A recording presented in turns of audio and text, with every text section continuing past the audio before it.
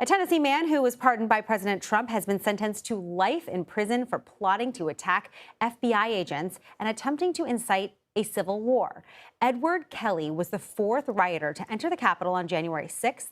He faced a separate investigation for targeting federal agents who were looking into his role in the Capitol attack. According to the Department of Justice, it was during the investigation of Edward Kelley's role in January 6th that he began targeting the FBI agents and the FBI overall that were part of the investigation into him. This began in 2022, according to the U.S. Department of Justice. There was some type of plotting, amassing of resources, if not a plan and a way to execute the plan to target federal agents. They call it conspiracy for murder. So Edward Kelley, who was pardoned on January 20th for his role in the U.S. Capitol insurrection, now faces a life prison term for what he did while under investigation for the U.S. Capitol insurrection. There has been, as this week ends, no pardon for Edward Kelley in this separate case, which is being prosecuted in the Eastern District of Tennessee.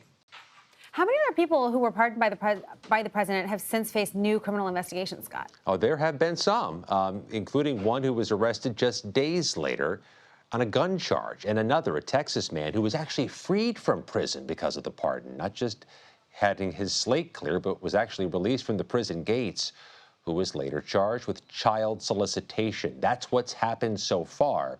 But one of the warnings that Justice Department officials gave during the Biden administration was that if there are pardons, these are people with a history of recidivism, of criming again after they get released, and we're seeing that play out already here in 2025.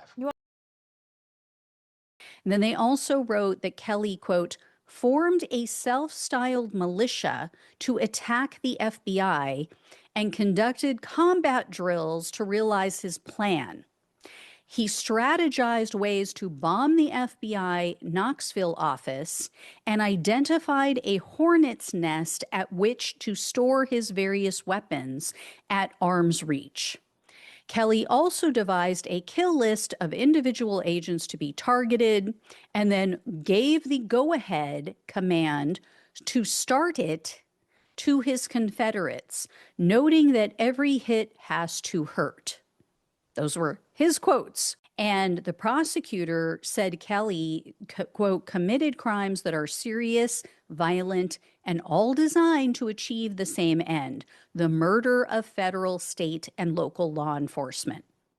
The DOJ wrote, quote, or they told the judge, I should say, these crimes are serious and undeniably dangerous. He continues to believe he was justified in targeting East Tennessee law enforcement for assassination and was duty-bound as a self-proclaimed patriot to do so. Kelley has now been sentenced. So the judge agreed with the government and with the prosecutor's request, and he sentenced Kelley to life in prison. This guy is going to prison for the rest of his life, and all of this was in service of Donald Trump.